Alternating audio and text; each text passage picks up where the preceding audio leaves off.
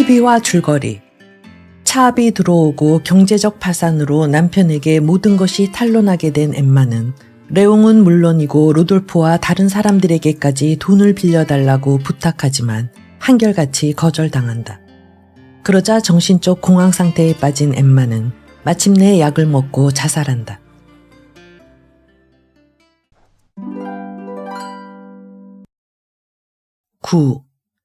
사람이 죽은 뒤에는 언제나 놀라움 때문에 정신이 멍청해지는 상태가 일어나는 법이다. 불의의 엄습하는 허물을 이해하고 그것을 체념하기란 그만큼 어려운 일이다. 엠마가 움직이지 않는 것을 깨달았을 때 샤를은 아내의 몸 위에 자기 몸을 내던지면서 소리쳤다. 잘 가오, 잘 가오. 오메와 카니베가 그를 방 밖으로 끌어냈다. 진정하시오. 아, 알았어요. 하고 그는 몸부림치면서 말했다. 조용히 하겠습니다. 쓸데없는 짓은 안 할게요. 그러니 좀 내버려둬 주시오. 저 사람의 얼굴이 보고 싶습니다. 저 사람은 내 아내란 말입니다. 그리고 샤를은 울었다. 우십시오. 하고 약제사는 말했다. 인간의 본성이 하는 대로 하십시오. 그러면 마음도 한결 후련해집니다.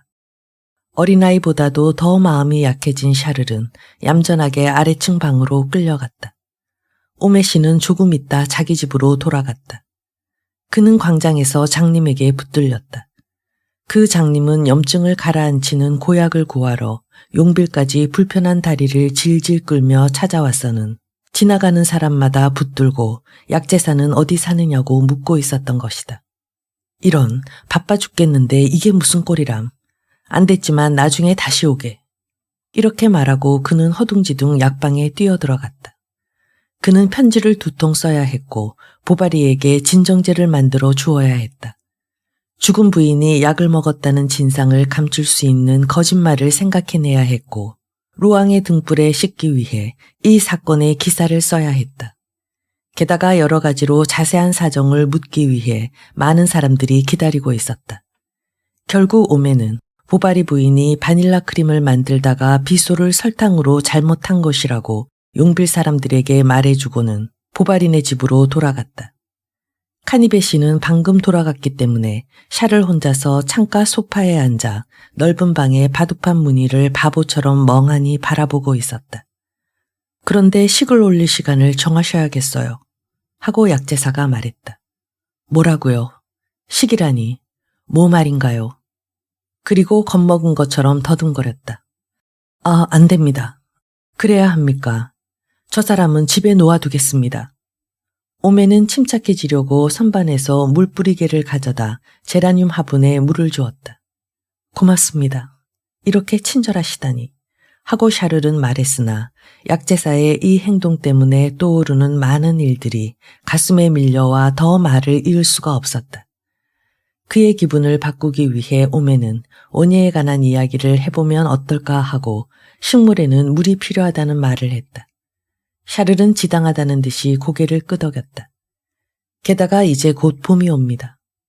아, 하고 보바리는 소리를 냈다. 약제사는 더 이상 할 말이 없어져서 유리창의 조그만 커튼을 살며시 젖혀보았다. 아, 저기 티바시 씨가 지나가네. 샤를은 기계처럼 따라 말했다. 티바시 씨가 지나가네. 오메는 다시 장례식 준비에 대한 말을 꺼낼 용기가 없었다. 간신히 그것을 납득시킨 것은 신부였다. 샤를은 서재에 들어가서 펜을 들었다. 그리고 한참 흐느껴 울고 나서 이렇게 썼다. 엠마에게 홀레떼의 옷을 입히고 흰 구두를 신기고 머리에는 화관을 씌워서 묻어주고 싶습니다. 머리카락은 어깨 위로 늘어지게 해주십시오. 관을 3겹으로 하고 그 가운데 하나는 참나무, 하나는 마호가니, 하나는 나부로 해주시기 바랍니다. 저에게 아무 말도 하지 말아주시기 바라며 정신은 또렷함으로 절대로 이성을 잃지는 않을 겁니다. 아내의 몸은 커다란 초록빛 벨벳으로 덮어주십시오. 이상이 제가 원하는 것입니다. 그대로 해주시기 바랍니다. 이것을 읽은 2 사람은 보바리의 낭만적인 생각에 적지 않게 놀랐다. 약제사는 곧 샤를에게 가서 말했다. 이 벨벳은 아무래도 필요 없을 것 같아요. 그리고 무엇보다 비용이. 그건 당신이 참견할 일이 아니지 않습니까? 하고 샤를은 소리쳤다. 내가 하는 대로 내버려 두시오. 당신이 그 사람을 사랑한 건 아니지 않습니까? 나가주세요. 신부는 샤를의 팔을 끼고 뜰을 한 바퀴 돌면서 산책을 시켰다. 그는 이 세상의 모든 것이 허망하다는 것을 설명했다. 신은 진정 위대하고 자비로움으로 사람은 불평하지 말고 신의 명령에 복종해야 하며 또 감사해야 한다고 말했다. 샤를은 큰 소리로 신을 모독했다. 미워요. 당신이 말하는 그 신이. 아직 당신에게는 반항심이 남아있군 그래. 하고 신부는 한숨을 쉬었다. 보바리는 그 자리를 떠나 담을 따라 과일나무 울타리 옆을 성큼성큼 걸어갔다. 그리고는 이를 악물기도 하고 저주하는 눈빛으로 하늘을 향해서 눈을 부라리기도 했다. 그러나 그런다고 해서 나뭇잎 하나 까딱하지 않았다. 보슬비가 내리기 시작했다. 샤를은 아까숨을 열어젖히고 있었기 때문에 떨기 시작했다. 그는 부엌으로 되돌아가서 앉았다. 6시가 되자 광장에서 요란한 소리가 들렸다. 제비가 도착한 것이다. 샤를은 유리창에 이마를 대고 승객이 차례차례 내리는 것을 지켜보았다. 펠리시테가 그를 위해 객실의 침대에 매트리스를 깔아주었다. 샤를은 그 위에 몸을 던지고 잠이 들었다. 자유사상가인 오메시는 죽은 사람에 대해서는 경의를 표했다. 그리고 그는 가엾은 샤를이 한 말에 개의치 않고 3권의 책과 기록을 하기 위한 서류첩을 한 권 들고 그날 밤 상가에 밤샘을 하러 왔다. 부르니지앙 신부도 와 있었다. 침대가 본디 놓여있던 벽에 오목한 자리에서 끌려 나와 있고 그 머리맡에는 촛불 2개가 타고 있었다. 약제사는 아무 말도 않고 가만히 있는 것이 괴로워서 마침내는 이 불운한 젊은 부인을 애도하는 말을 늘어놓기 시작했다. 사제는 이제 남은 것은 그녀를 위해 기도하는 것밖에 없다고 대답했다. 그러나 하고 오메는 말을 이었다. 2가지 가운데 한 가지일 겁니다. 만약에 이 부인이 성당에서 하는 말대로 은총을 받고 돌아가셨다면 구태여 우리가 기도해 드릴 필요가 없는 셈이고 또 만약 부인이 죄를 회개하지 않고 돌아가셨다면 신부님께서는 그렇게 말씀하시는 것 같았는데 그런 경우에는 부르니지앙 신부는 그를 가로막고 그래도 역시 기도는 드려야 한다고 무뚝뚝하게 대답했다. 그러나 하고 약제사는 반대했다. 하느님이 우리의 요구를 죄다 알고 계신다면 기도라는 게 무슨 소용이 있습니까? 무슨 말씀을 하시는 거요? 하고 신부가 말했다. 기도가. 당신은 기독교도가 아닌가요? 미안합니다. 하고 오메는 말했다. 저는 기독교를 찬미합니다. 첫째, 노예를 해방시키고 이 세상에 하나의 새로운 도덕을. 그런 것은 아무래도 좋아요. 성경 구절은 모두. 성경요. 성경에 관해서라면 역사를 펼쳐보십시오. 성경을 예수의 사람들이 변조했다는 것은 누구나 다 아는 사실입니다. 샤를이 들어왔다. 그는 침대 쪽으로 걸어가서 가만히 커튼을 젖혔다. 엠마는 머리를 오른쪽 어깨 위로 기울이고 있었다.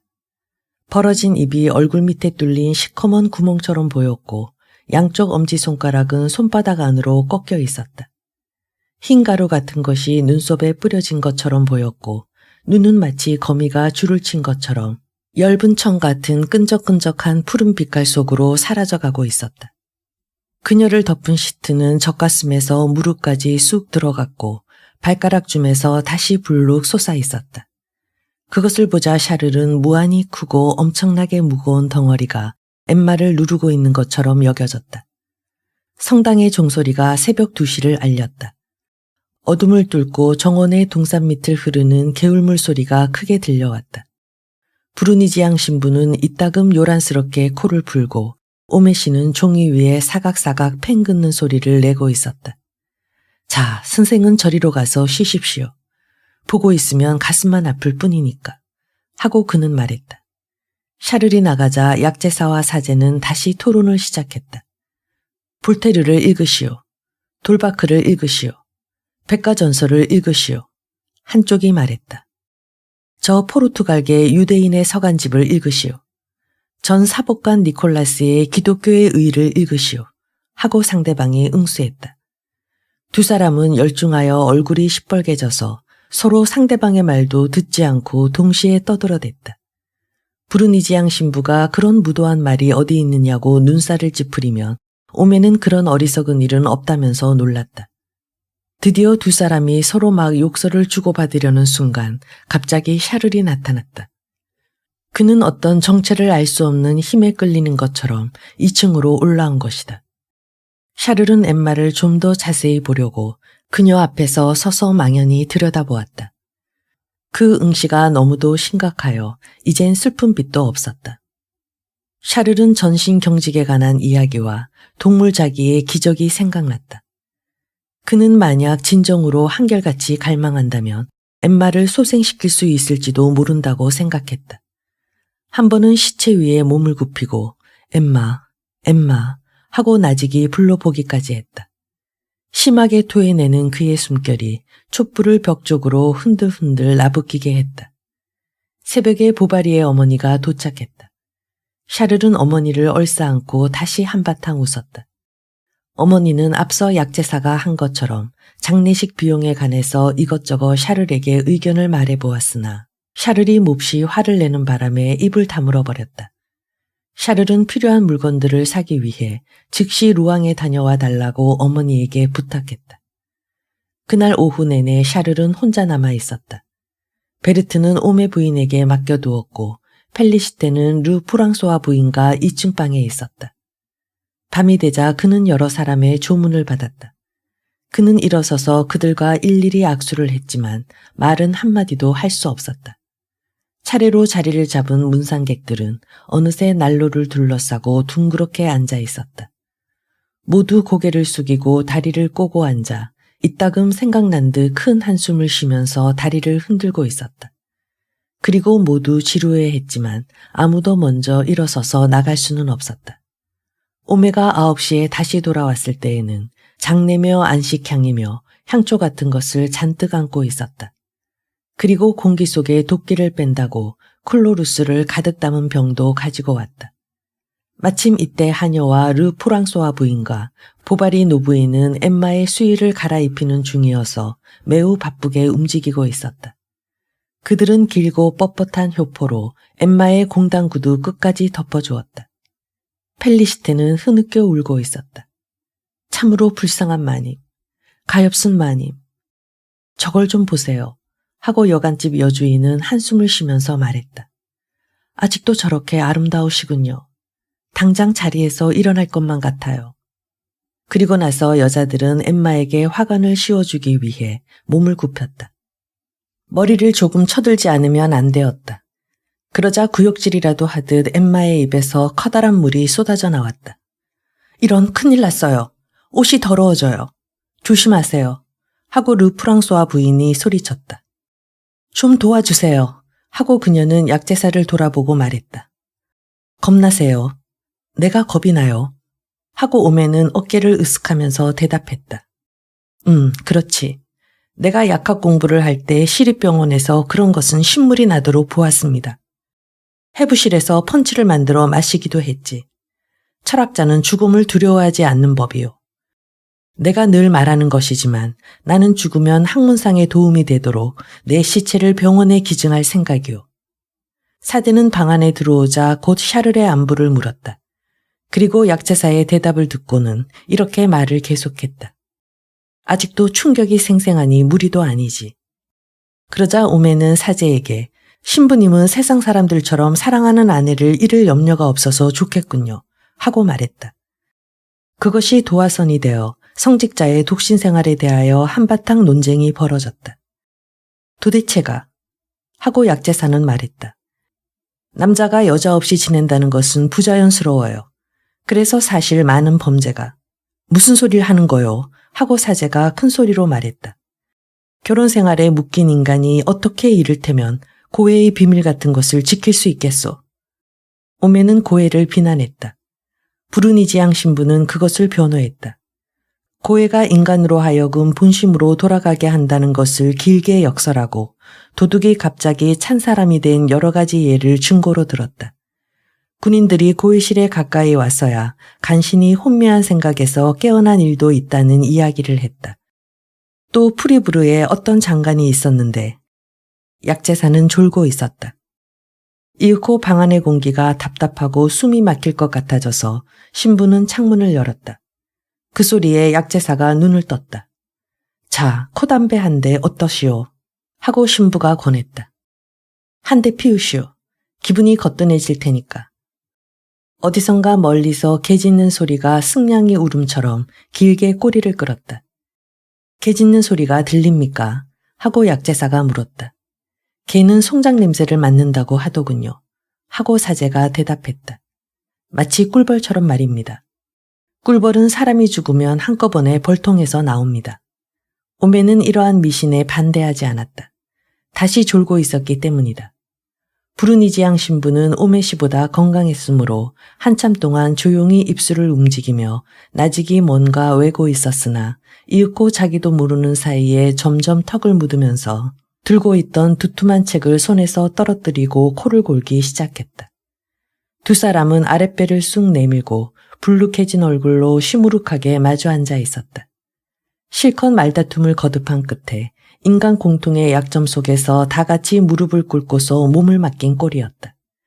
두 사람은 옆에서 잠자는 것처럼 보이는 시체와 마찬가지로 조금도 움직이지 않았다. 샤를이 들어왔으나 두 사람은 깨지 않았다. 이것이 마지막이다. 샤를은 아내에게 작별 인사를 하러 온 것이었다. 향초는 아직 연기를 올리고 있었다. 푸르스름한 연기의 소용돌이가 창문 언저리에서 흘러 들어오는 안개와 뒤섞였다. 별이 몇 개 보이는 평온한 밤이었다. 큰 촛대의 조가 큼직한 눈물방울이 되어 시트에 흘러 떨어졌다. 샤를은 누런 불꽃의 빛에 눈이 피로하면서도 촛불이 타는 것을 가만히 지켜보았다. 물결 무늬가 달빛처럼 흰 공단옷 위에서 떨고 있었다. 엠마가 그 밑에 숨어 있었다. 샤를은 엠마가 자신의 몸 밖으로 퍼져나와서 주위의 모든 것들 속으로, 침묵 속으로, 어둠 속으로, 불어 지나가는 바람 속으로, 피어오르는 축축한 향기 속으로 녹아 들어가는 것 같은 기분이 들었다. 갑자기 샤를은 토스트에 뜰한 가시 울타리 앞에 놓인 걸상 위에, 루앙의 거리거리에, 자기 집 문 앞에, 베르토의 안뜰에서 엠마의 모습을 보았다. 사과나무 그늘에서 춤을 추던 명랑한 청년들의 웃음소리도 들려오는 것 같았다. 방 안은 엠마의 머리에서 풍겨나오는 향기로 가득 차고 그녀의 드레스는 샤를의 두 팔 안에서 불꽃처럼 소리내면서 떨고 있었다. 이것은 그때의 그 드레스와 같은 옷이다. 샤를은 이렇게 하여 오랫동안 지나가 버린 모든 행복을 엠마의 여러 가지 자태며 움직이며 음성을 회상했다. 절망이 꼬리를 물고 마치 끝없이 밀려드는 조수의 물결처럼 몰려왔다. 샤를의 마음속에 무서운 호기심이 일어났다. 그는 가슴을 두근거리면서 손가락 끝으로 살살 그녀의 베일을 걷어올렸다. 그러다가 공포의 외마디 소리를 질렀다. 그 소리에 두 사람이 눈을 떴다. 그들은 샤를을 아래층 방으로 끌고 갔다. 펠리시테가 올라와서 샤를이 엠마의 머리카락을 갖고 싶어 한다고 말했다. 잘 나가렴 하고 약제사가 말했다. 그러나 펠리시테가 무서워서 자르지 못하므로 약제사는 손수 가위를 들고 앞으로 다가왔다. 그는 몹시 떨려서 엠마의 간자놀이 근처를 몇 번 찌르고 말았다. 겨우 가슴에 울렁임을 누르고 오매는 무작정 두서너 번 뭉텅뭉텅 가위질을 했다. 그 때문에 그 아름다운 까만 머릿속에 허연 자국이 몇 군데 생겼다. 약제사와 신부는 다시 저마다의 일을 시작했으나 때때로 졸지 않을 수 없었다. 두 사람은 잠이 깰 때마다 서로 상대편이 잠든 것을 책망하곤 했다. 부르니지앙 신부는 성수를 방 안에 뿌리고 오메는 클로르수를 약간 바닥에 뿌렸다. 펠리시테가 재치 있게 그들을 위해 옷장 위에 브랜디 한 병과 치즈 한 조각과 큼직한 빵 과자를 놓아두었다. 그래서 새벽 4시쯤 되자 약제사는 이제 더 견딜 수 없다는 듯이 한숨을 섞어가며 말했다. 조금 영양 보충을 해야겠는데요. 신부는 조금도 사양하지 않고 찬성했다. 그리고 성당에 미사를 올리러 나갔다가 곧 돌아왔다. 두 사람은 먹고 그리고 마셨다. 슬픔이 끝난 다음에 느낄 수 있는 그 막연한 들뜬 기분에 젖어서 서로 까닭없이 웃기까지 했다. 마지막 잔을 비웠을 때 사제는 약제사의 어깨를 두드리며 말했다. 결국 우리도 서로 이해하게 될게요. 아래층 현관에서 두 사람은 들어오는 일꾼들을 만났다. 그로부터 2시간 동안 샤를은 관의 널빤지에 울리는 쇠망치 소리를 가슴 졸이며 들어야 했다. 이윽고 사람들은 엠마를 참나무 관 속에 넣고 그 관은 또 다른 2개의 관 속에 겹쳐 넣었다. 그러나 바깥관은 너무 커서 터리불의 양털로 틈을 메워야 했다. 마지막에 3개의 뚜껑을 대패로 밀고 못을 치고 땜질이 끝나자 관을 문 앞으로 드러냈다. 문이 활짝 열어 젖혀지고 용빌 사람들이 차차 모여들기 시작했다. 루얼 노인이 도착했다. 노인은 검은 막을 보고 그 자리에서 졸도했다. 10. 루얼 노인은 사건이 일어난 지 36시간 만에야 비로소 약제사의 편지를 받았다. 오매는 노인이 놀라지 않도록 빙 둘러서 애매하게 어물어물 썼기 때문에 무슨 말인지 도무지 알 수가 없었다. 노인은 편지를 읽고 나서 뇌일혈이라도 일으킨 것처럼 쓰러졌다. 그러고 나서 그는 엠마는 아직 죽지 않았다고 생각했다. 아니, 죽었는지도 모른다. 결국 노인은 부랴부랴 작업복을 걸치고 모자를 쓰고 구두에 박차를 달고는 전속력으로 말을 몰았다. 먼 길을 오는 동안 루얼 노인은 내내 숨을 헐떡이고 심한 불안에 시달렸다. 한 번은 부득이 말에서 내려야만 했다. 눈앞이 캄캄해져 아무것도 보이지 않았기 때문이다. 주위에서는 여러 사람의 목소리가 들려오고 있었다. 루얼 노인은 자기가 미친 것 같은 느낌마저 들었다. 날이 밝았다. 3마리의 검은 암탉이 나무 속에서 자고 있는 것이 보였다. 무슨 징조일까를 생각하자 두려워서 몸이 떨렸다. 그래서 그는 성모 마리아께 기도를 드리고 성당에 상제복 3벌을 바치고 베르토의 묘지에서 바숭빌르의 성당까지 맨발로 참배하겠다고 맹세했다. 노인은 멀리서부터 사람들을 불러대며 마롬요관에 들어가 문을 어깨로 밀쳤다. 여물통에 귀리와 달콤한 능금주를 한 병 부어준 다음 다시 마리에 올랐다. 마른 4개의 편자에서 불꽃을 튀기며 또 달렸다. 내 딸은 꼭 산다 하고 그는 생각했다. 의사가 무슨 좋은 치료법을 발견해 줄 것이다. 틀림없이 그럴 것이다. 노인은 기적으로 병이 나았다는 사람들에게서 들은 이야기를 죄다 생각해 보았다. 그러자 죽은 딸이 눈에 보였다. 딸은 바로 눈앞에 길 한복판에 쓰러져 있었다. 노인은 고삐를 잡아당겼다. 그러자 환상이 사라졌다. 캉캉포와 마을에서 기운을 차리기 위해 그는 커피 석 잔을 연거푸 마셨다. 이름을 잘못 적었는지도 모른다는 생각을 해보았다. 주머니 속에 편지를 찾아 만지작거렸으나 펴볼 용기는 없었다. 마침내 노인은 어쩌면 이것은 좋지 못한 장난이 아닐까 하고 생각하게 되었다. 어떤 사람의 안가품이라든가 아니면 어느 장난꾸러기가 한 잔 마신 김에 한 장난이다. 만약에 딸이 죽었다면 여느 때와 다른 어떤 낌새가 어디엔가 있을 것이다. 그런데 주위의 들판에는 아무런 변화도 눈에 띄지 않았다. 하늘은 푸르고 나무들은 흔들리고 양떼가 지나갔다. 용빌 마을이 보였다. 마을 사람들은 노인이 말에 엎드려서 달려오는 것을 보았다. 노인은 힘껏 채찍질을 하고 있었다. 말의 뱃대끈에서 피가 흐르고 있었다. 노인은 정신을 차리고는 사이의 2 팔에 쓰러져서 울었다. 내 딸, 엠마가, 내 자식이 어떻게 된 일인가? 사이도 흐느끼며 대답했다. 모르겠습니다. 저도 모르겠습니다. 천벌입니다. 약제사가 사이에 끼어들었다. 이런 끔찍스러운 이야기를 자세히 해보았자 소용없는 일입니다. 이 어른에게는 제가 말씀드리지요. 손님들이 오십니다. 마음을 굳게 먹고 침착해야 합니다. 가엾은 샤를은 굳세게 보이려고 애썼다. 그리고 몇 번이나 되풀이해서 중얼거렸다. 예, 마음을 단단히 먹어야죠. 그래, 하고 노인이 소리쳤다. 나도 기운을 차려야지. 그렇고 말고. 나는 마지막까지 저 애를 따라가겠소. 종소리가 울렸다. 모든 준비가 다 되었다. 드디어 출발하지 않으면 안 되었다. 이윽고 안쪽 자리에 나란히 앉은 2 사람은 3명의 성가대원이 성가를 부르면서 그들 앞으로 왔다 갔다 하는 것을 보았다. 뱀 모양의 치주악기를 부는 나팔수는 힘껏 불어댔다. 부르니지앙 신부는 정장을 하고 큰 소리로 노래를 부르면서 성게를 예배하고 두 손을 높이 쳐들어 팔을 뻗었다. 레스티 부도와는 고래뼈 지팡이를 짚고 성당 안을 돌아다니고 있었다.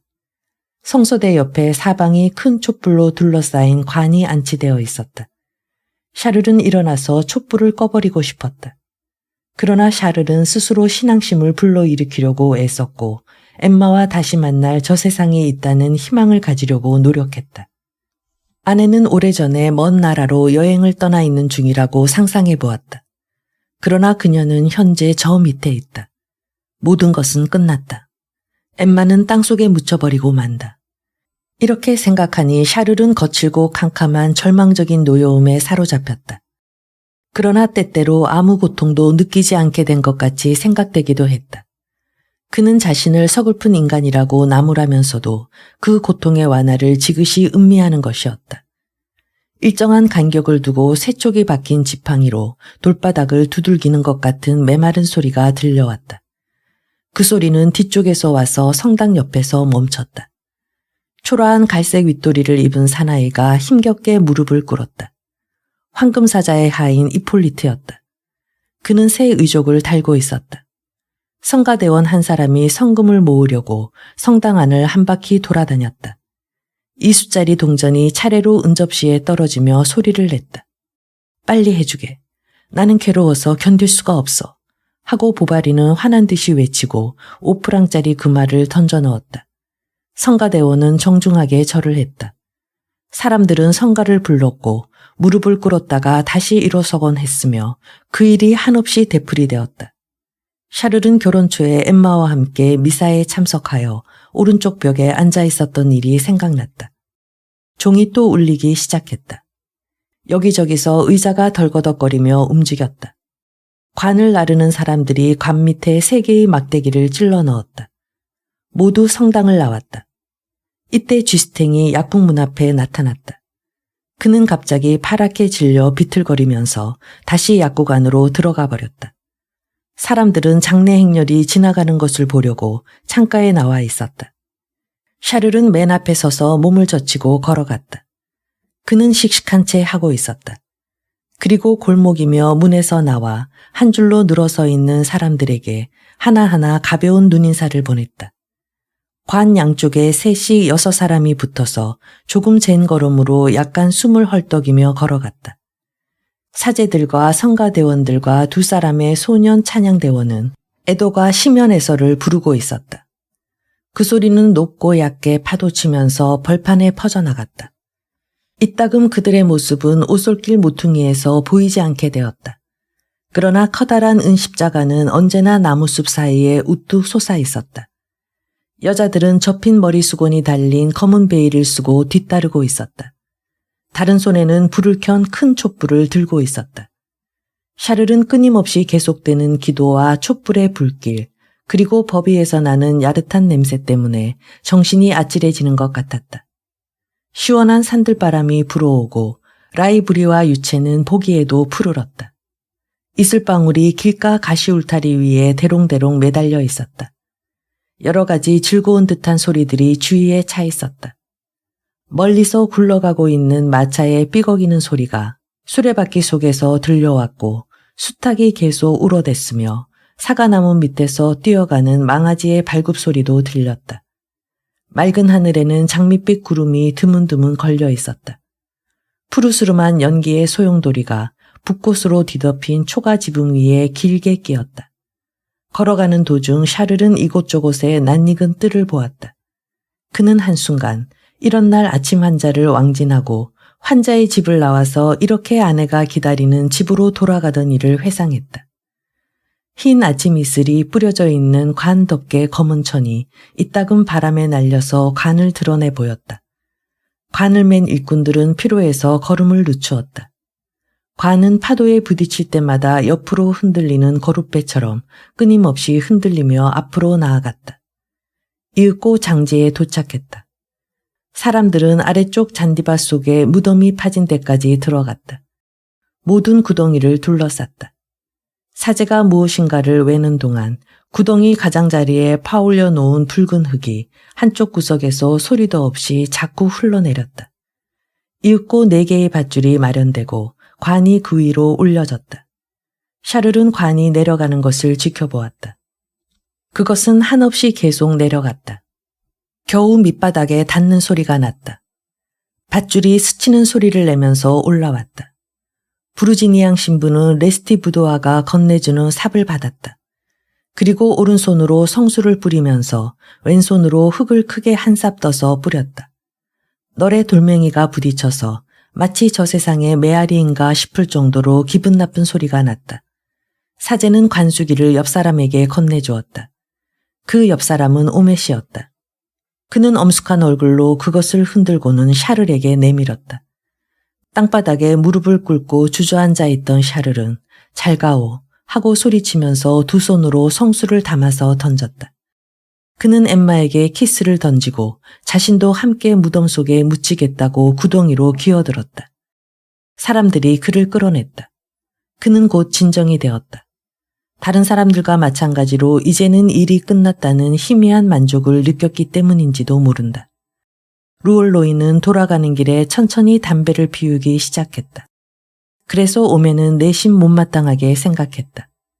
오메는 또 비네시가 장례에 참석하지 않은 것과 티바슈가 미사가 끝나자마자 도망가 버린 것, 공중인의 하인 테오도르가 관습인 이상 검은 옷줌은 어떻게 마련할 수 있었을 터인데도 푸른 옷을 입고 온 것 등을 그대로 보아 넘기지 않았다.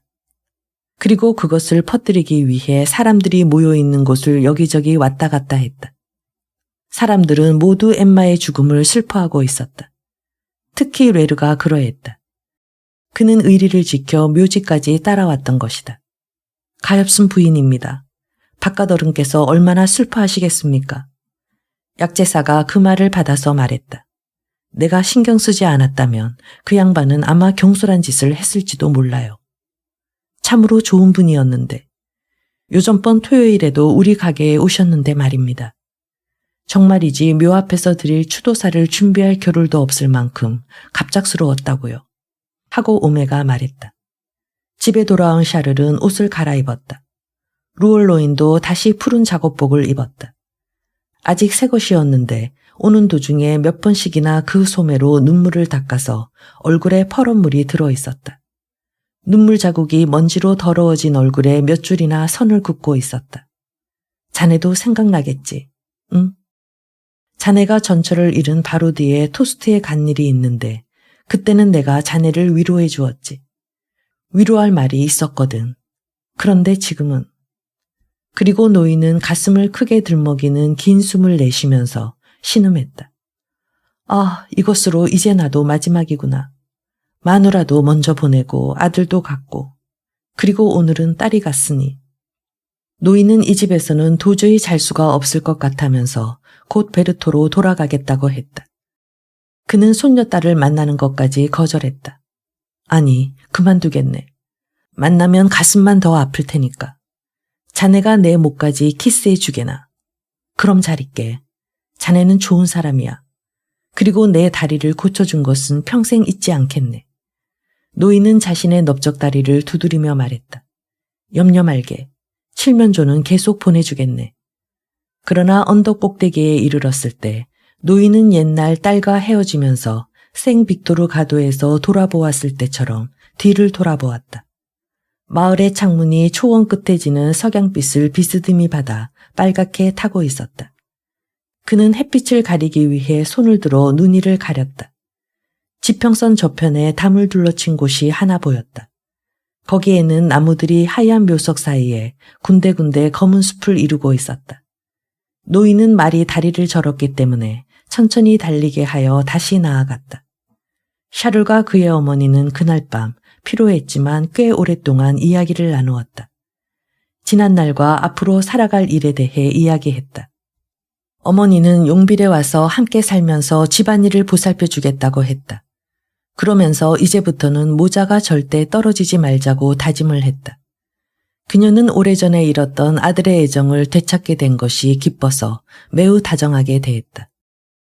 자정을 알리는 종이 울렸다. 마을은 여느 때와 다름없이 적막했다. 그러나 샤를은 잠을 이루지 못하고 언제까지나 엠마를 생각하고 있었다. 로돌프는 기분 전환으로 온종일 숲속을 돌아다니며 사냥을 하고 나서 집에서 편안히 잠들어 있었다. 레옹도 그 도시에서 잘 자고 있었다. 이 시각에 자지 않고 있는 사람이 또 한 명 있었다. 전나무 숲에 둘러싸인 무덤 앞에서 한 소년이 꿇어앉아 울고 있었다. 흐느낌으로 터질 것만 같은 소년의 가슴은 달빛보다도 달콤하고 밤의 어둠보다도 한량없는 회한의 무게에 짓눌려 어둠 속에서 헐떡이고 있었다. 갑자기 철문이 삐걱거렸다. 레스티 부두하였다. 낮에 잊고 간 삽을 찾으러 온 것이다. 그는 담을 타놓고 도망치는 쥐스탱의 모습을 보았다. 그리고 언제나 자기 감자를 훔쳐가는 도둑놈의 정체를 이제는 알았다고 생각했다. 10일. 샤를은 그 다음 날 딸을 데려오게 했다. 아이는 엄마를 찾았다. 그는 아이에게 엄마는 지금 밖에 나가셨는데 이제 곧 장난감을 많이 사가지고 올 것이라고 대답했다. 베르트는 그 후에도 몇 번이나 엄마를 찾더니 잊고 잊어버렸다. 아이가 명랑하게 떠드는 것을 보니 보바리의 마음은 더 슬펐다. 그는 또 약제사가 귀찮도록 늘어놓는 위로의 말을 참고 들어야 했다. 레르가 다시 뱅사르를 들쑤셔서 곧 또 돈 때문에 시비가 벌어졌다. 샤를은 엄청나게 많은 돈을 지불할 약속을 해버렸다. 그는 아내가 쓰던 가구류는 아무리 하찮은 것이라도 절대로 팔려고 하지 않았다.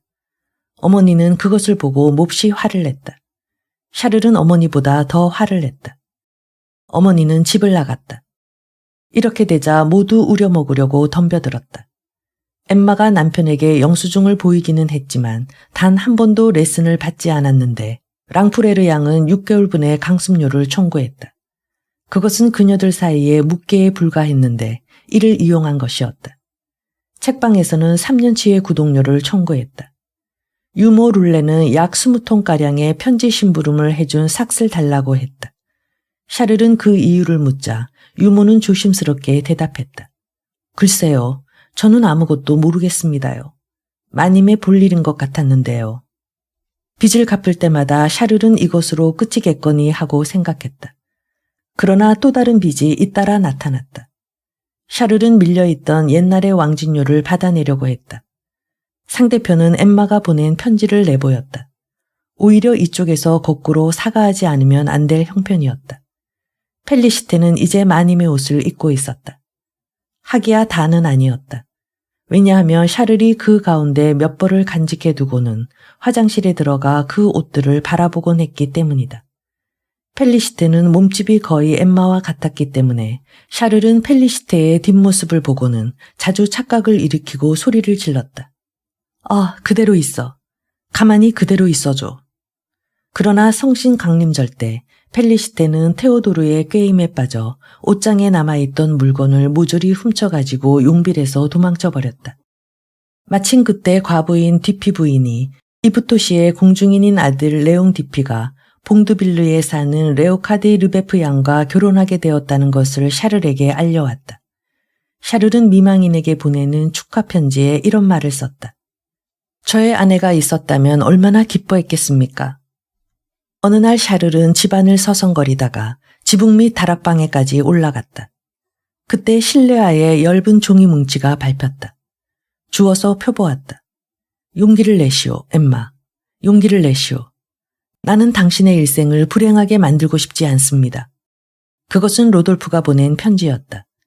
상자 사이의 바닥에 떨어져서 그대로 있던 것을 채광창에서 불어온 바람이 얼마 전에 문 쪽으로 날려보낸 것이었다. 샤를은 꼼짝도 하지 않고 멍한 표정으로 그 옛날 엠마가 지금의 샤를보다도 더 창백해져서 너무나 절망한 나머지 죽으려 했던 바로 그 자리에 우두커니 서 있었다. 드디어 그는 두 장째 끝에 조그만 알자를 발견했다. 누구일까? 그는 로돌프가 친절하게 자주 찾아왔던 일, 그 후 두서너 번 만났을 때 왠지 행동이 어색했던 일 등을 머리에 떠올렸다. 그러나 샤를은 편지의 공손한 말씨 때문에 엉뚱한 생각을 했다. 두 사람은 아마 정신적으로 사랑했나 보지 하고 생각한 것이다. 원래 샤를은 어떤 일을 깊이 파고드는 성질이 아니었다. 그는 이렇게 명백한 증거 앞에서 뒷걸음질 쳤다. 그의 분명찮은 질투는 무한한 비애 속에 묻혀버렸다. 누구든지 엠마를 좋아하지 않을 수 없었다고 샤를은 생각했다. 남자란 남자는 모두 엠마에게 마음을 두었을 것이다. 이렇게 생각하니 죽은 아내가 한층 더 아름답게 느껴졌다. 그러자 샤를은 끊임없고 미칠 듯한 욕망을 품게 되었다. 엠마에 대한 이 욕망은 그의 절망을 부채질했으며 이제 채워줄 수 없는 것이었기에 더 한없이 계속되었다. 아내가 살아있는 것처럼 샤를은 그녀의 기분을 맞춰주려고 그녀가 좋아하는 것을 사들이고 사용했다. 에나멜 장화를 사고 흰 넥타이를 메고 다녔다.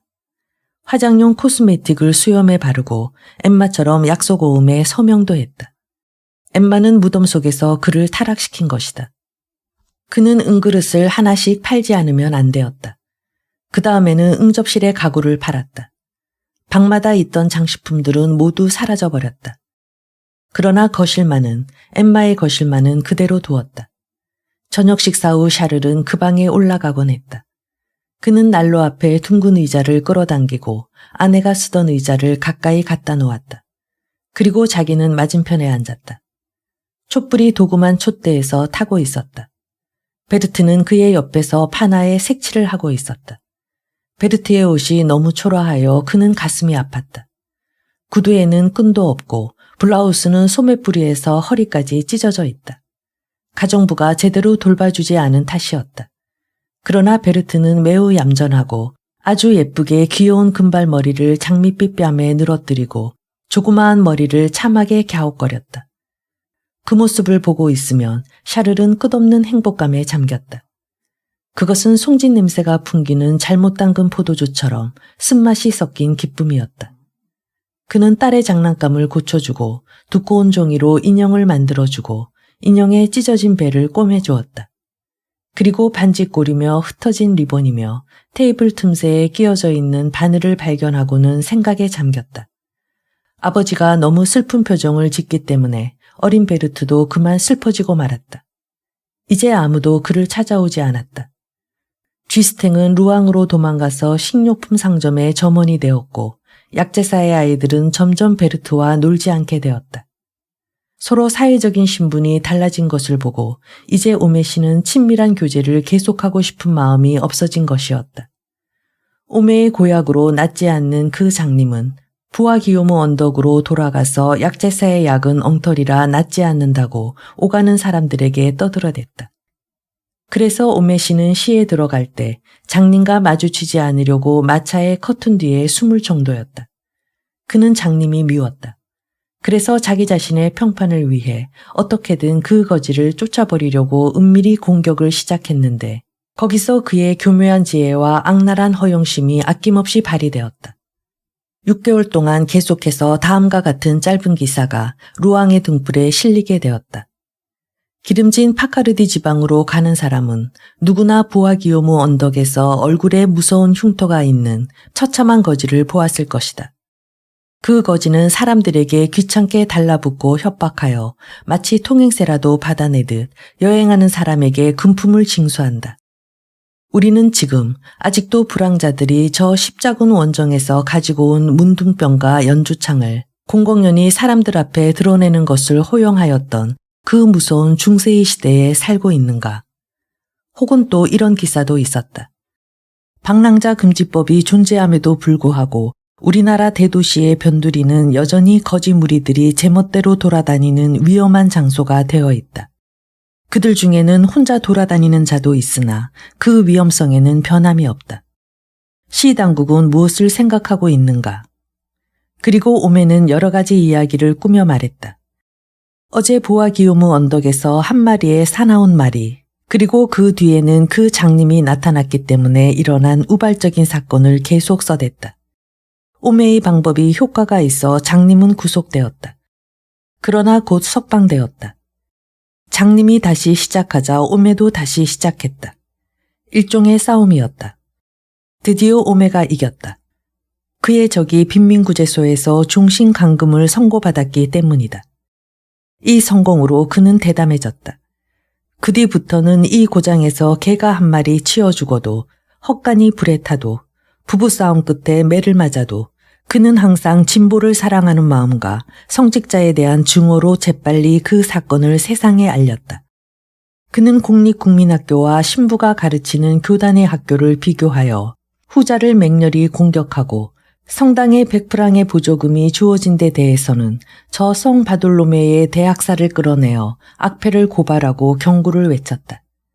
그의 필봉은 그러했다. 오메는 무엇이든지 뿌리채 파헤쳤다. 그는 매우 위험한 인물이 되었다.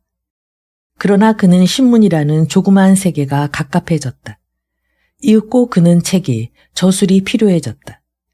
그래서 그는 용빌지구의 일반 통계 및 풍토학적 관찰을 저술하고 곧 이 통계학에서 전진하여 다시 철학으로 나아갔다. 그는 사회 문제, 빈민 계급의 교육 문제, 양어법, 탄성 고무, 철도 등 커다란 문제에 몰두했다. 마침내 그는 자기가 일개 속인이라는 것을 부끄러워하게 되었다. 그래서 예술가인 체하기를 좋아하고 담배를 피우기 시작했다. 그리고 객실을 장식하기 위해 폼파두르풍의 멋진 소형 조각을 2개 사들였다. 그렇다고 약국일을 등한히 한 것은 아니었다. 오히려 그와 반대로 그는 새로운 학설과 약품에 관한 정보를 늘 입수하고 있었다. 초콜릿이 경기에 좋은 것을 주목하고 쇼카라든가 르바랑티아를 세느 엉페르웨에 처음 도입한 것은 그였다. 그는 필베르 마셰식의 수력 응용전기 건강대에 열을 올려 자신도 메고 다녔다. 그래서 밤에 오메가 프란넬 조끼를 벗으면 오메 부인은 남편의 몸을 싸고 있는 황금빛 나선을 보고 눈이 휘둥그레졌다. 그리고 야만 인종인 스키티아인보다도 엄중하게 몸을 졸라매고 고대의 요리사처럼 찬연히 빛나는 남편에게 더욱더 정열이 불타오르는 것을 느끼는 것이었다. 오메는 엠마의 무덤에 대해서도 몇 가지 묘안을 생각해냈다. 그는 먼저 조그마한 원주에 천을 감은 모양은 어떠냐고 했다. 그 다음에는 피라미드형을, 다시 둥근 지붕의 베스타 신전형, 그렇지 않으면 폐허의 산은 어떠냐고 물었다. 어떤 모양으로 하든 수양버들은 꼭 곁들여야 한다고 우겼다. 비애를 상징하는 것으로 절대 필요하다고 오메는 생각한 것이었다. 샤를은 오메와 함께 루앙의 어느 비석집에 가서 무덤의 견본을 여러 가지 구경했다. 브리두의 친구이며 항상 재단만 내거리는 부프릴라르라는 화가가 안내했다. 100장가량의 설계도를 살펴보고 견적서를 쓰게 한 다음 다시 루앙에 갔어야 겨우 샤를은 양면에 꺼진 횃불을 든 정령을 앞뒷면에 새긴 대용묘를 만들기로 결정했다. 비문에 대해서는 오메도 나그네어 발길을 멈추라 보다 더 훌륭한 것을 생각해낼 수 없었다. 오메는 열심히 생각을 해보았다. 그의 생각은 거기서 더 나아가지를 못했다. 그는 계속 나그네어 발길을 멈추라를 되풀이했다. 마침내 그대 발 아래에 고이 잠든 이는 사랑하는 나의 아내로다를 생각해내어 이것이 채택되었다. 이상한 일이지만 보바리는 항상 엠마를 생각하고 있으면서 엠마를 잊어갔다. 엠마의 모습을 잡아두려고 무지내를 쓰는데도 그의 기억에서 점점 사라지는 듯한 느낌이 들어 안타까웠다. 그러나 그는 밤마다 엠마의 꿈을 꾸었다. 언제나 똑같은 꿈이었다. 그가 엠마에게 다가가서 꼭 껴안았다고 생각하는 순간 품속에서 썩어 문드러져 버리는 그런 꿈이었다. 일주일 동안 저녁때가 되면 샤를이 성당에 들어가는 것이 사람들 눈에 띄었다. 부르니지앙 신부는 2서너 번 그를 방문해 주었으나 이윽고 귀찮아졌는지 오지 않게 되었다. 오메는 이 신부가 요사이 점점 관용이 없어지고 광신의 경향이 보인다고 했다. 사제는 시대 정신을 통렬히 공격하고 2주일마다 하는 강론에서는 자신의 똥을 먹으면서 죽었다는 누구나 다 아는 볼테르의 임종 때 이야기를 반드시 들려주었다. 검소한 생활을 했음에도 샤를은 도저히 부채를 갚아나갈 수가 없었다.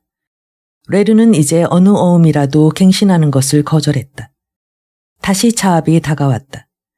샤를은 어머니에게 울며 매달렸다. 어머니는 자기 재산의 일부를 저당에 잡힐 것을 승낙해 주었으나 그 편지에 엠마에 대해서 심한 욕설을 써놓았다. 그리고 자기의 희생에 대한 보상으로 펠리시테가 훔쳐가고 남은 엠마의 쇼를 하나 달라고 했다. 샤를은 거절했다. 그래서 모작 안에는 또 틈이 벌어졌다. 마침내 어머니 편에서 먼저 화해를 청해와서 손녀딸 베르트를 자기가 맡겠다고 했다.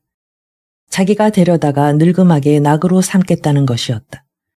샤를은 승낙했다. 그러나 막상 딸이 떠날 때가 되자 그의 용기는 꺾여버렸다. 이번에야말로 결정적으로 사이가 완전히 틀어지고 말았다. 애정을 쏟을 곳이 차차 없어짐에 따라 샤를은 더욱더 딸에게 사랑을 쏟았다. 그러나 딸의 건강이 걱정스러웠다.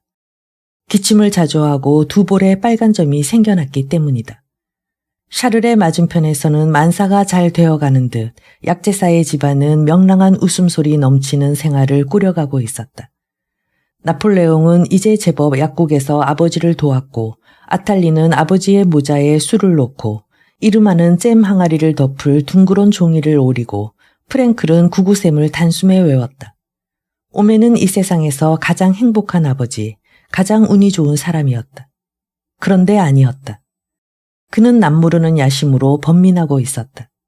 오메는 훈장이 타고 싶었다. 자격은 충분하다고 생각했다. 첫째로 콜레라가 유행했을 때 무한한 헌신을 해서 수운을 세운 일. 둘째, 공공이익에 기여하는 각종 저수를 자비로 출판한 일. 이를테면 하고 오메는 사가주와 그 제조법 및 효능이라는 제목의 그의 연구 논문을 비롯해서 루앙의 학술협회에 제출한 잔털 진딧물에 관한 관찰, 통계서적, 그리고 약제사 자격 논문에 이르기까지 나열하고 덧붙인다면 여러 학회의 회원이라는 것이었다. 요컨대 하고 오메는 한쪽 발끝으로 빙그르르 돌면서 소리쳤다. 불이라도 나서 남들이 주목할 만한 활동을 해보이기만 하면 되는데 말이야. 그래서 오메는 권력에 접근할 것을 계획했다. 선거 때에는 지사를 위해 남모르게 충성을 다했다. 드디어 몸을 팔고 절개를 굽혔다. 국왕에게 탄원서를 보내 적절한 배려를 애원했다. 국왕을 우리의 훌륭하신 국왕폐하라 부르고 명군 앙리사세와 비교했다. 그리고 약제사는 매일 아침 자기에게 훈장이 수여되는 기사가 실리지 않았나 하여 신문에 달려들었다. 그런 기사는 실리지 않았다. 드디어 참을 수 없어진 오메는 훈장의 별 모양을 한 잔디밭을 자기 집 뜰에 만들게 하고 그 꼭대기에서 꽈배기 모양을 한 두 가닥의 리본을 풀로 만들어서 곁들이게 했다. 그리고 그 주위를 팔짱을 끼고 걸으면서 정부의 무능과 인간의 배은에 대하여 명상하는 것이었다. 샤를은 사랑하는 사람에 대한 경의에서 그대로 소중하게 두고 싶었던지 아니면 일종의 육감 때문에 천천히 조사하고 싶었던지 엠마가 평소에 사용하던 자단 책상의 비밀 서랍을 아직 열어본 일이 없었다. 어느 날 마침내 그는 그 책상 앞에 앉아서 열쇠를 돌리고 용수철을 밀었다. 그 속에는 레옹의 편지가 전부 들어 있었다. 이번에야말로 더 의심할 여지가 없었다. 샤를은 마지막 한 통까지 정신없이 읽고는 흐느껴 울고 고함을 지르고 넋을 잃고 미친 사람처럼 되어 방의 구석구석, 모든 가구, 서랍이라는 서랍, 벽 뒤까지 샅샅이 뒤졌다. 상자 하나를 발견하고 마구 짓밟아서 부숴버렸다. 흐트러진 사랑의 편지 속에서 로돌프의 초상이 튀어나와 샤를의 얼굴을 정면으로 때렸다. 사람들은 샤를이 너무나 넋이 빠져 있는 것을 보고 놀랐다. 그는 문 밖에도 나가지 않고 찾아오는 손님도 만나지 않았으며 왕진도 거절했다. 사람들은 그가 방구석에 처박혀서 술을 마시고 있겠지 하며 수군댔다. 그러나 때때로 극성맞은 사람들이 울타리 너머로 발돋움을 하여 안의 동정을 살피곤 했다. 그들은 샤를이 수염이 덥수룩하고 더러워진 옷을 입고 무서운 얼굴로 왔다 갔다 하면서 통곡하고 있는 모습을 보고 깜짝 놀랐다. 여름이 되자 저녁마다 샤를은 어린 딸을 데리고 곧잘 무덤에 갔다. 그들은 날이 저물고 광장의 비내신의 창문에 불밖에 보이지 않을 무렵에야 집에 돌아왔다. 그러나 이렇게 해도 그의 고통은 충분하지 않았다. 함께 슬퍼해 줄 사람이 아무도 없었기 때문이다. 그래서 샤를은 그 사람 이야기가 하고 싶어서 자주 르 프랑소아 부인을 찾아갔다. 그러나 이 여관집 여주인은 그녀 자신의 걱정거리가 생겨 그의 말을 건성으로만 들었다. 왜냐하면 레르가 드디어 인기 마차사라는 승합 마차업을 시작했고 또 지금까지 일을 매우 잘해서 인기가 좋은 마부 이베르가 급료를 올려주지 않으면 경쟁 상대에게로 자리를 옮기겠다고 위협했기 때문이었다. 어느 날 샤를은 마지막 재산인 말을 팔려고 아르게이유와 장에 갔을 때 로돌프와 딱 마주쳤다. 두 사람은 서로 얼굴을 보자 파랗게 질렸다. 엠마가 죽었을 때 엽서밖에 보내지 않았던 로돌프는 처음에는 무엇이라고 변명 비슷한 말을 중얼거렸으나 그러는 동안에 대담해져서 뻔뻔스럽게도 맥주나 마시자고 끌었다. 6월이어서 매우 더운 날이었다. 로돌프는 샤를과 마주 앉아 팔꿈치를 세우고 짓거리면서 옆골련을 씹었다. 샤를은 옛날에 아내가 사랑한 사나이를 마주 대하니 여러 가지 생각이 오락가락했다. 그는 아내의 어떤 면을 다시금 보는 것 같은 기분이 들었다. 찬미하는 마음이 일었다. 될 수 있다면 이 사나이가 되고 싶었다. 로돌프는 자신의 급소를 찌를 만한 말이 나올 틈을 적당한 말로 막으면서 농사와 가축과 비료에 대한 이야기를 계속했다. 샤를은 듣고 있지 않았다. 로돌프도 그 눈치를 챘었고 샤를의 표정이 달라짐에 따라서 스쳐가는 여러 가지 추억을 더듬어 상기할 수 있었다. 샤를의 얼굴은 점점 붉어졌고 콧구멍은 벌렁거렸으며 입술이 떨렸다. 샤를이 우울한 분노에 찬 눈길로 로돌프를 가만히 노려보면 그는 두려워서 입을 다물기까지 했다. 그러나 고 샤를의 얼굴에는 다시 침울한 곤태의 빛이 나타났다. 나는 당신을 원망하지 않소 하고 샤를은 말했다. 로돌프는 아무 말도 하지 않았다. 샤를은 두 손으로 머리를 감싸고 꺼져 들어가는 목소리로 무한한 고통을 체념한 듯한 목소리로 말을 이었다. 그렇소. 나는 이제 더 이상 당신을 원망하지는 않습니다. 그리고 샤를은 여지껏 한 번도 입에 올려본 일이 없는 말까지 멋지게 한마디 덧붙였다. 그것은 운명의 죄입니다. 그 운명을 이끈 적이 있던 로돌프로서는 이 말이 이러한 입장에 놓인 사나이로서는 너무나 유순한 표현이고 우스꽝스럽기조차 하고 약간 비굴하게 느껴지는 말이라는 생각이 들었다. 다음 날 샤를은 푸른 동굴을 올린 가자 밑에 벤치에 가 앉았다. 햇빛이 얼거맨 나무 틈 사이로 흘러들었다. 포도잎이 모래 위에 그림자를 드리웠고 제스민 꽃이 향기를 뿜고 있었다.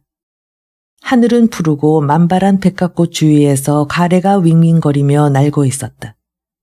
샤를은 그의 슬픈 가슴을 부풀게 하는 막막한 사랑의 충동에 사로잡혀 청년처럼 숨이 답답해지는 것을 느꼈다. 7시가 되자 그날 오후 내내 아버지를 보지 못한 베르트가 저녁을 먹자고 그를 부르러 왔다. 아버지는 머리를 뒤로 젖히고 벽에 기대어 눈을 감고 입을 벌린 채 길고 새까만 머리카락 한 줌을 두 손에 쥐고 있었다. 아빠, 어서 오세요. 베르트는 아빠가 장난을 치고 있는 줄 알고 가만히 밀었다. 샤를은 땅바닥에 쓰러졌다. 그는 죽어 있었다. 36시간 뒤 약제사의 부탁으로 카니베 씨가 달려왔다. 샤를을 해부해 보았으나 아무것도 발견되지 않았다. 살림살이 일체를 다 팔고 나자 12프랑 75상팀이 남았다. 그것은 어린 보바리 양이 할머니에게로 가는 여비가 되었다. 그러나 할머니도 같은 해에 죽었다. 루올로이는 중풍을 앓고 있어서 어린 보바리 양은 고모가 데려갔다. 그 고모는 가난하여 생활비를 얻기 위해 베르트를 어느 면사 공장에 내보냈다. 보바리가 죽은 뒤 세 사람의 의사가 번갈아 용빌에서 개업했으나 곧 오메 씨에게 심하게 당하여 더 성공하지 못했다. 오메는 엄청나게 많은 단골 손님을 가지고 있었다. 당국에서도 그의 비위를 맞추었고 여론도 그를 옹호하고 있었다. 그리고 그는 마침내 레종 도네르 훈장을 받았다.